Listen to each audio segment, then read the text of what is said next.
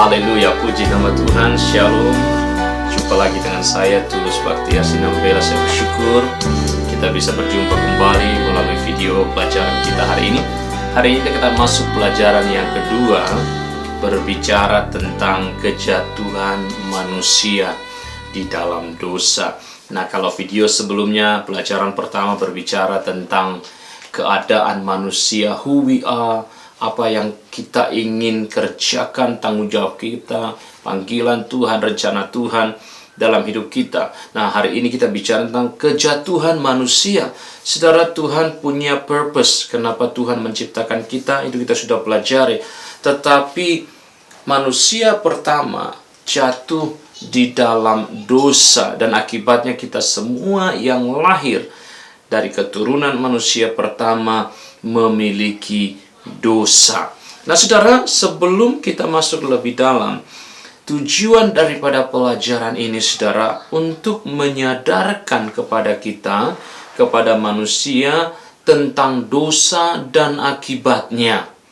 Setiap manusia sudah berdosa, Roma 3 ayat 23, dan dikatakan kehilangan kemuliaan Allah dan upah dosa adalah maut, kata Roma 6 ayat 23. Karena itu, saudara, kita harus sadari, kita harus ketahui bahwa tidak ada satu manusia pun yang tidak memiliki dosa kecuali manusia Yesus Kristus.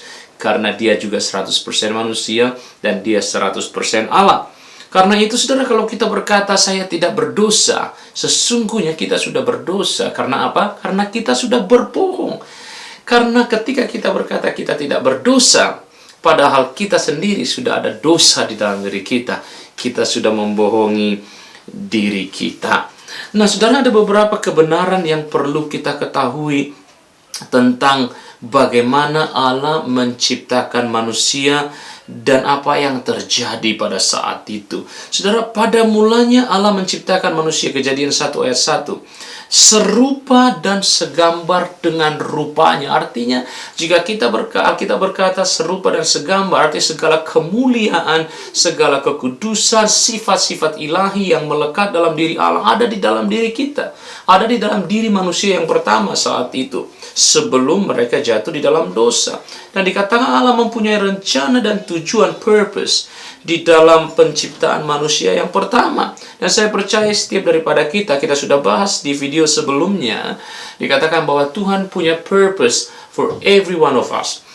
Iblis berusaha menggagalkan, saudara, rencana Tuhan, sehingga gambaran Allah yang ada dalam manusia menjadi rusak dan manusia keluar dari rencananya. Begitu Adam dan Hawa jatuh dan mereka tahu, mereka sadar, mereka telanjang secara fisik, artinya mereka kotor karena jatuh di dalam dosa. Pada saat itu juga Tuhan menyuruh mereka keluar dari Taman Eden. Sejak itu, saudara, kita berkata kecenderungan manusia akan mengikuti kehendaknya sendiri. Alkitab berkata, tak kala kita mengikuti keinginan daging kita akan membawa kita kepada keinginan dosa.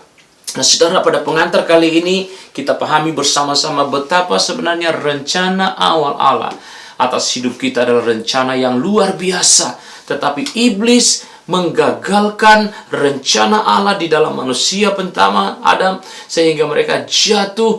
Kita yang sekarang menanggung akibat dari dosa keturunan itu, saudara. Tapi sebagai orang Kristen ada hal yang perlu saya sampaikan, bahwa kita tidak dihakimi karena dosa keturunan, saudara. Kita dihakimi karena dosa yang kita lakukan sendiri. Tanpa dosa keturunan sendiri pun kita bisa dihakimi. Karena apa? Kita pasti berbuat dosa. Itu sebabnya kita berkata, saudara, bahwa tidak ada satu manusia pun yang bisa mencapai Allah, yang bisa sampai kepada Allah dengan kekuatannya sendiri. Karena apa? Karena di dalam diri setiap insan manusia yang baru lahir ke dunia sudah ada dosa di dalamnya. Itu sebabnya, saudara, ketika Yesus lahir sebagai manusia, dikatakan bukan benih manusia, tapi benih dari Allah sendiri, benih Bapanya sendiri, yaitu Allah yang kudus. Itu sebabnya Yesus tidak berdosa, karena benihnya sendiri bukan berasal dari daging manusia, tetapi dari Roh Kudus, dari Bapaknya sendiri. Nah, puji nama Tuhan. Saya harap sampai di sini kita bisa memiliki pengertian yang jelas. Saudara, kalau ada pertanyaan, ada hal-hal yang perlu disampaikan, saudara bisa komen di setiap komen kolom yang ada di YouTube. Atau saudara boleh tanyakan kepada gembala saudara, para mentor saudara, pemimpin-pemimpin rohani yang ada di gereja Bapak Ibu saudara sekalian. Nah, kita belajar lebih dalam saudara hakikat dosa. Setiap ketidaktaatan terhadap firman Allah adalah dosa. Setiap ketidaktaatan terhadap firman Allah adalah dosa. Seorang filosof Sokrates berkata, manusia benar-benar mengetahui apa yang baik, tetapi selalu berbuat salah. Ya, seorang ahli filsuf berkata seperti itu, saudara, manusia benar-benar tahu apa yang baik, tapi mereka memilih berbuat salah. Kenapa? Karena tabiat dosa sudah ada di dalam dagingnya, saudara, di dalam kehidupannya. Nah, kita masuk ke dalam, saudara, lebih dalam tentang pengertian dosa. Apa itu dosa? Ada orang berpikir, saudara, kalau kita bertanya apa itu dosa, mereka langsung berkata, oh, membunuh, Pak, mencuri. Itu tidak salah, saudara, tapi itu adalah bagian, itu adalah wujud tindakan dari dosa itu sendiri. Berdasarkan pengertiannya secara kata, saudara, kata dosa berasal dari kata hamartia. Hamartia berarti luput dari sasaran, meleset dari sasaran, miss out from the target, saudara. Nah, ini berbicara tentang apa? Ini berbicara tentang bukan hanya dosa perbuatan tindakan, tapi apa saja yang melenceng, meleset, yang tidak sesasaran dengan apa yang Tuhan sampaikan. Itu adalah hamartia, itu adalah dosa menurut firman Tuhan. Pengertian dosa yang pertama adalah salah sasaran. Kejadian pasal 4 ayat 7, Keluaran pasal 9 ayat 27, Bilangan 6 ayat 11, Mazmur 51 ayat 4 dan 6. Semua berbicara tentang tak kala kita salah, melenceng dari apa yang Tuhan inginkan. Itu adalah hamartia, itu adalah dosa. Pengertian yang kedua adalah pelanggaran. Kalau saudara buka Alkitab saudara, Bilangan pasal 14 ayat 41 sampai 42, Ulangan 17 ayat yang kedua, Ulangan pasal 26 ayat 13, Yeremia pasal 34 ayat 18, dan banyak ayat lagi, saudara. Semua berbicara tentang pelanggaran. Semua berbicara tentang hal-hal yang kita kerjakan yang tidak sesuai dengan kehendak Allah. Pengertian yang ketiga adalah kejahatan itu sendiri. Kejahatan artinya tindakan yang kita kerjakan, baik nyata secara fisik ataupun yang tidak nyata di dalam pikiran kita. Firman Tuhan berkata itu dosa. Nah, kalau saudara perhatikan, di dalam perjanjian lama ketika Yesus mengutip satu perbandingan, dikatakan, kalau engkau berzina, ya, Yesus mengutip Taurat di sana, saudara, engkau layak dihukum mati, dirajam. Tapi firman Tuhan berkata, kalau engkau menginginkan perempuan di dalam pikiranmu saja, engkau sudah berzina, itu sudah berdosa. Jadi bukan hanya apa yang terlihat secara kasat mata, saudara, tetapi apa yang tidak terlihat, yang ada di dalam pikiran dan hati pun Tuhan selidiki. Dan Alkitab berkata, itu adalah kejahatan. Yang keempat, saudara, pengertian yang keempat. Kalau yang pertama tadi sudah salah sasaran, yang kedua bicara tentang pelanggaran, yang ketiga bicara tentang kejahatan, dan yang keempat sudah berbicara tentang pemberontakan. Yesaya 1 ayat yang kedua. Pemberontakan adalah sesuatu yang tadinya kita ada di dalamnya, tetapi saudara kita mulai keluar, berusaha keluar dengan paksa dari sana karena berbagai macam alasan. Kita berkata, itu adalah hamartia. Kita tidak ingin menjadi orang-orang yang memberontak terhadap apa yang Tuhan inginkan, Tuhan rancangkan di dalam setiap kehidupan kita. Puji nama Tuhan. Nah, kita lanjutkan, saudara. Pengertian dosa yang lain adalah kekejian. Nah, kalau saudara perhatikan dalam Alkitab ada banyak contoh-contoh yang bisa kita kategorikan sebagai kekejian. Ya, pemujaan berhala bagian dari kekejian. Karena itu kekejian di mata Tuhan. Tuhan dikatakan saudara di dalam 10 titah, dia Allah yang cemburu. Dia adalah Allah yang cemburu, yang tidak ingin ada Allah lain di sekitar dan di dalam kehidupan kita. Yang kedua, saudara, berbicara tentang homoseksualitas. Tuhan memandang ini sebagai kekejian. Nah, kita yang hidup di Australia, saudara, secara hukum manusia, memang berat sebagai gereja Tuhan, sebagai hamba-hamba Tuhan, sebagai anak Tuhan. Ketika kita bicara menentang hukum manusia, kita bisa dipidana, saudara. Kita bisa dibilang diskriminasi. Kita bisa dibilang judgment, saudara. Saya selalu katakan begini, ketika saya sharing dengan istri. Saya selalu katakan begini, telling the truth is not judging. Menyampaikan kebenaran, kita bukan menghakimi, saudara. Karena decision akhir, keputusan akhir kita serahkan kepada orang yang bersangkutan. Tetapi kebenaran harus disampaikan, karena kebenaranlah yang bisa memerdekakan kita. Homoseksualitas, Alkitab berkata, saudara, adalah kekejian di mata Tuhan. Imamat pasal 18 ayat 22, Imamat pasal 20 ayat 13 membahas dengan jelas kekejian ini di mata Tuhan. Memakai pakaian lawan jenis, ini juga kekejian, saudara. Ulangan 22 ayat 5. Mempersembahkan anak, mempersembahkan hewan najis. Ulangan 12 ayat 1. Ulangan 17 ayat 1. Kemudian sihir, tenung, ilmu hitam, dan lain sebagainya. Ulangan 18 ayat 9 sampai 12. Semua ini adalah contoh-contoh kekejian di mata Tuhan.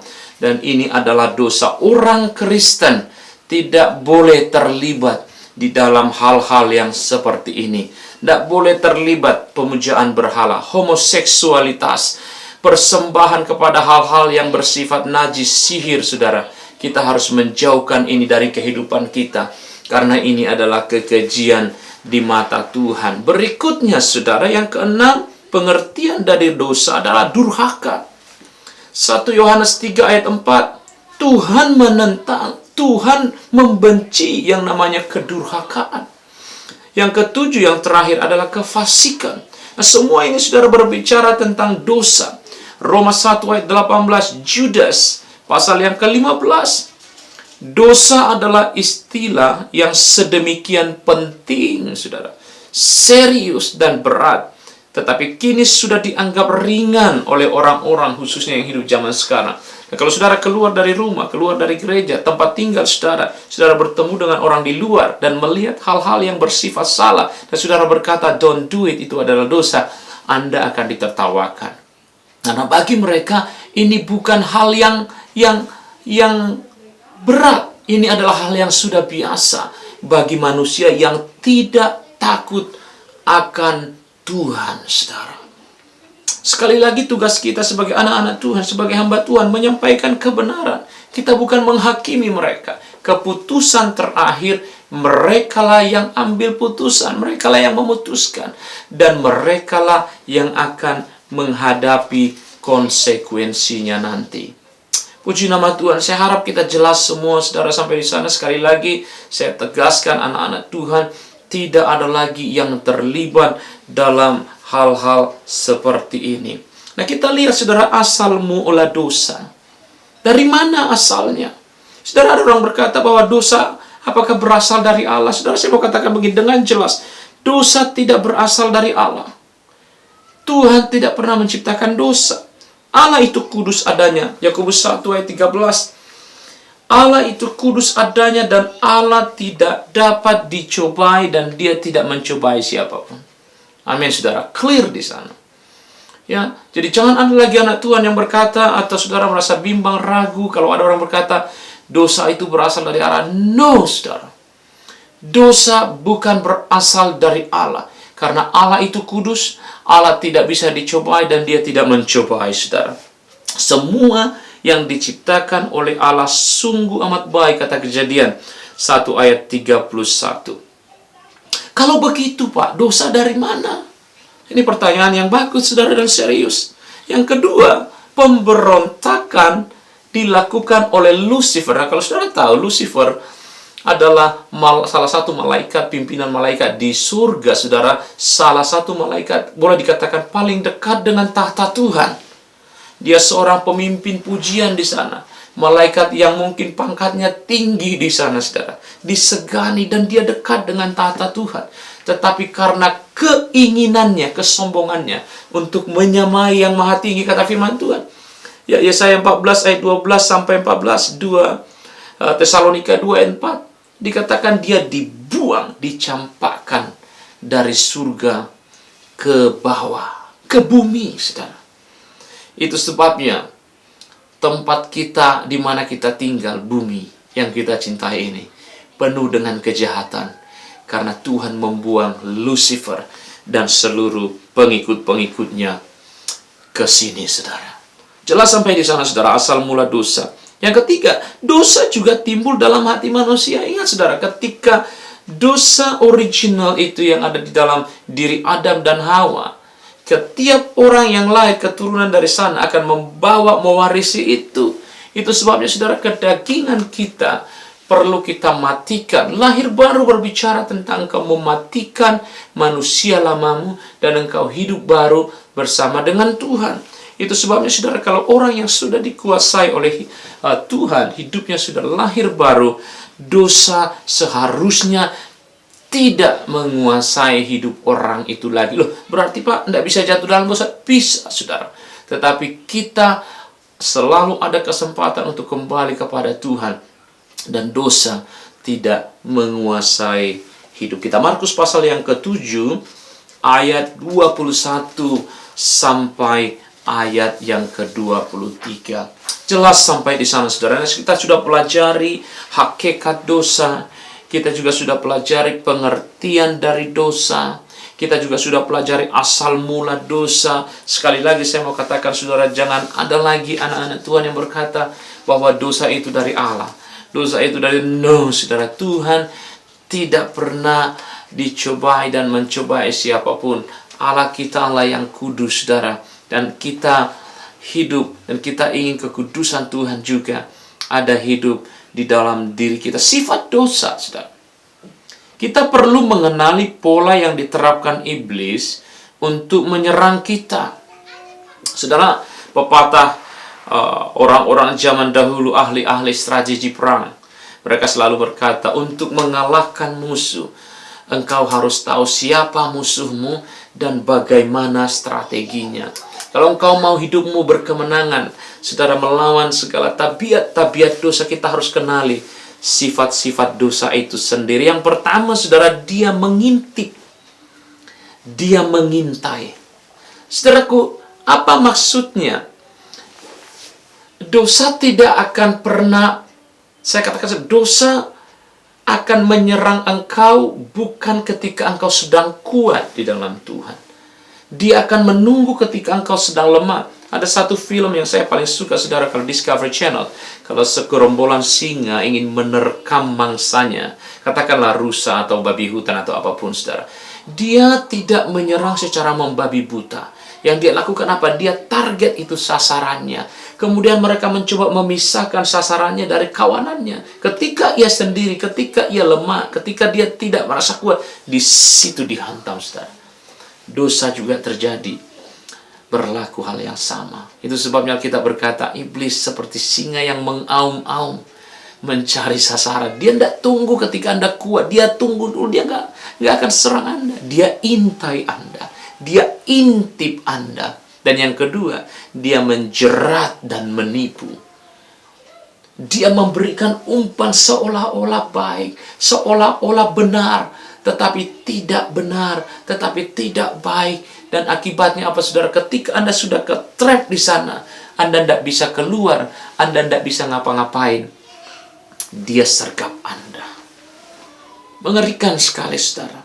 Dosa juga menguasai dan memperhamba seseorang yang sudah terikat di dalam dosa. Akan susah keluar. Bahkan saya boleh katakan tidak akan bisa keluar dengan kekuatannya. Diperlukan Tuhan yang membebaskan kita, saudara. Diperlukan satu kuasa otoritas yang jauh lebih besar dari yang mengikat kita supaya kita bisa keluar. Itu sebabnya kita perlu Tuhan. Dan tentunya kita tahu Roma 6 ayat 23 yang keempat, mendatangkan hukuman mati. Bukan hanya fisik kita saja yang dihukum. Mungkin ketika kita mencuri, manusia menghukum, negara menghukum kita, ya, jatuhkan vonis. Tetapi ada satu hukuman yang lebih mengerikan, yaitu hukuman kekekalan kalau kita tidak bertobat dan datang kepada Tuhan. Puji nama Tuhan. Saudara, dosa akan membuat kita, saudara, yang pertama, terpisah dari Allah.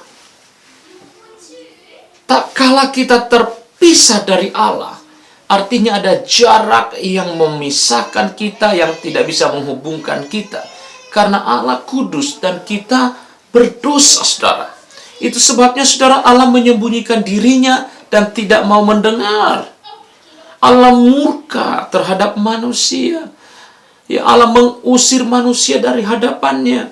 Allah tidak dapat berada di satu tempat dengan manusia. Kenapa? Karena hakikat dosa yang kotor, najis itu, saudara, tidak sehakikat dengan keadaan Allah yang kudus, mulia, dan agung, saudara.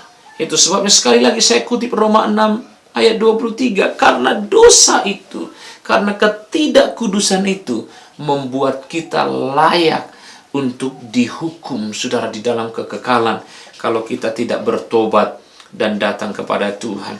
Sikap manusia terhadap Allah apa? Karena manusia merasa berdosa dan dia tidak layak, dia akan berusaha menghindari Tuhan. Saudara, ketika Tuhan berjalan di taman, dia tidak melihat Adam. Dia memanggil Adam, manusia pertama itu bersembunyi karena dia menghindari Allah. Manusia menjadi takut kepada Allah karena dia sadar, dia tahu bahwa ada sesuatu yang dia langgar.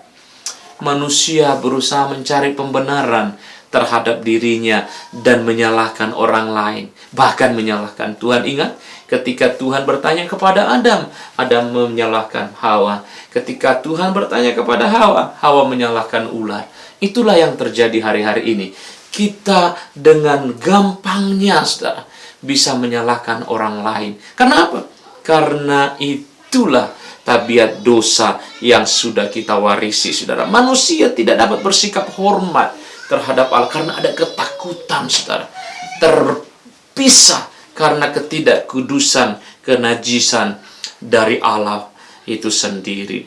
Kemudian, saudara, dosa membuat kita terpisah dari sesama juga. Bukan hanya kepada Allah kita terpisah karena ketidakkudusan kita, karena hakikat kita sudah berbeda, tetapi terpisah dari sesama kita, sesama manusia. Kenapa, saudara? Karena dosa membuat hilangnya kasih di dalam setiap kehidupan. Ingat, saudara, pembunuhan yang pertama manusia, saudara, ada di zaman Perjanjian Lama. Itu adalah, kalau saya katakan, saudara, korban pembunuhan massal terbesar di dunia. Karena pada saat itu 1/4 penduduk bumi mati, saudara. Siapa yang membunuh siapa? Kain membunuh Habel. Saya katakan 1/4 karena pada saat itu cuma ada Adam, Hawa, Kain, dan Habel. Kain membunuh Habel. Berarti 1/4 penduduk bumi musnah, saudara, ya. Tetapi bukan itu, hilangnya kasih. Dan sampai hari ini, pembunuhan terjadi di mana-mana. Hanya karena perbedaan pendapat, perbedaan agama, karena uang, karena jabatan, iri hati, dan lain sebagainya. Hilanglah kasih. Terjadi persaingan, kata firman Tuhan, Kejadian 4 ayat 5. Habel dan Kain. Terjadi konflik, Kejadian 3 ayat 9 sampai 13. Manusia terpisah bukan hanya dari Tuhan penciptanya, tetapi juga dengan sesamanya. Karena dosa, saudara, membuat manusia itu kehilangan jati diri, keilahian yang Tuhan taruh di dalam dirinya. Saudara, yang ketiga juga berbicara tentang manusia dengan dirinya sendiri. Ya, manusia dengan dirinya sendiri. Kalau yang pertama tadi terpisah dari Allah, yang kedua terpisah dari sesamanya, yang ketiga, saudara, konflik dengan dirinya sendiri. Saudaraku, menghambat apa yang baik dari dirinya, ini menjadi sesuatu challenge. Tahukah, saudara, bahwa sebenarnya tantangan terbesar dari seseorang bukan hanya dari luar, tetapi dari dirinya sendiri. ada rasa tidak percaya di sana, mungkin segala sesuatu yang dia alami itu menyebabkan dia, saudara, tidak berani keluar untuk bukan hanya menghadapi dunia di luar sana, tapi untuk berurusan dengan dirinya sendiri. Dia ditimpa oleh dosanya. Dia kehilangan kemuliaan Allah. Dia menjadi hamba dosa. Dia dikuasai dan mendatangkan maut dalam hidupnya. Karena tidak ada lagi kemampuan atau keinginan, ada rasa pasrah yang salah di sana. Akhirnya apa yang terjadi, saudara? Kalau manusia tidak bisa deal dengan dirinya, Judas Iskariot mengambil tindakan yang salah. Dia menghukum dirinya sendiri dengan menggantung dirinya, mengambil hidupnya, saudaraku. Kalau saudara perhatikan, ada banyak orang di luar sana karena tidak bisa deal dengan dirinya sendiri. Dia tidak bisa menerima apa yang ada di dalam dirinya. Dia mengakhiri hidupnya. Saudaraku, ini sesuatu yang sangat tragik. Tapi saya percaya ini adalah karya dari dosa, upah dari dosa yang dirancang oleh si iblis untuk membinasakan kita, untuk membunuh bukan hanya daging kita, tetapi jiwa kita juga. Karena orang yang membunuh dirinya, Tuhan tidak akan pernah mengampuni orang itu, saudara. Karena tidak ada lagi pengampunan, tidak ada waktunya lagi. Semua sudah terlambat. Mengalami kematian, seperti yang saya katakan tadi, bukan hanya fisik, tetapi kematian yang kekal selama-lamanya. Itu jauh lebih mengerikan. Dengan usahanya sendiri, manusia tidak dapat lepas dari ikatan dosa. Hanya Allah yang sanggup menyelamatkannya melalui kasih karunia-Nya. Bukan karena perbuatan orang itu, saudara. Bukan karena kebaikan orang itu, tetapi karena Tuhan yang memberikan anugerah kepada kita. Saudara, dikatakan karena keterpisahan kita dengan Tuhan, manusia tidak memiliki kemampuan untuk menjangkau Tuhan dengan upayanya. Sekalipun kita berbuat hal yang baik, sekalipun kita beramal, melakukan hal-hal yang mulia, tidak akan pernah bisa menyelamatkan kita, tidak akan pernah bisa menebus jiwa kita. Tetapi ketika kita menerima perantara yang Bapa, yang Tuhan kirimkan dari surga, yaitu Yesus Kristus sebagai Tuhan dan Juru Selamat pribadi kita, Tuhan Yesus menjadi perantara, penghubung, menjadi penghubung di dalam jarak yang sudah memisahkan kita dari Tuhan karena dosa, saudara. Yesus Kristus menjadi pengantara, dan kita perlukan Dia di dalam setiap kehidupan kita. Nah, saya berdoa, saudara, melalui pelajaran ini kita bisa mengenal, kita bisa mengerti apa yang Tuhan inginkan di dalam setiap kehidupan kita. Apa yang perlu kita ketahui sebagai manusia yang sudah berdosa dan kehilangan kemuliaan Allah dan karya yang luar biasa yang Tuhan sudah persiapkan di dalam setiap kehidupan saya. Doa saya supaya setiap daripada kita hidup di dalam Tuhan, percaya dan menghidupi apa yang Tuhan sudah ajarkan kepada kita. Pejamkan mata, saudara, saya mau berdoa. Bapa Surgawi, kami bersyukur buat pelajaran kami hari ini. Pelajaran yang kedua berbicara tentang kejatuhan manusia dalam dosa. Kami boleh belajar tentang apa itu dosa dan bagaimana siasat si iblis dan apa yang menjadi rencana Tuhan di dalam setiap kehidupan kami. Hamba berdoa biar pelajaran ini boleh memberkati setiap umat-Mu. Hidup mereka boleh diubahkan bagi kemuliaan nama Tuhan. Di dalam nama Yesus sama-sama katakan amin. Puji nama Tuhan. Tetap berkarya, saudara, tetap semangat, tetap hidup di dalam firman Tuhan, dan hidup kita boleh menjadi berkat bagi banyak orang. Puji nama Tuhan. Tuhan Yesus memberkati. Shalom.